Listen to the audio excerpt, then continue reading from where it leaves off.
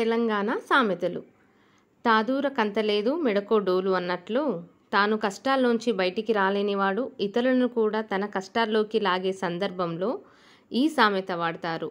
కోతికి కొబ్బరి చిప్ప దొరికినట్లు గొప్ప లాభం పొందినప్పుడు వ్యక్తి పొందే సంతోషాన్ని తెలియజెప్పడానికి, పొందిన లాభాన్ని చూసుకుంటూ మాటిమాటికి మురిసిపోయేవాన్ని గూర్చి ఈ సామెత వాడతారు.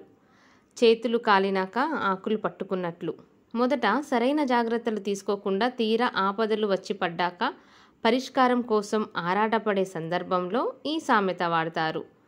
తాచెడ్డ కోతి వనమెల్ల చెరుచు. తాను చెడిపోవడమే కాకుండా 10 మందిని చెడగొట్టే వాని విషయంలో ఈ సామెత వాడతారు.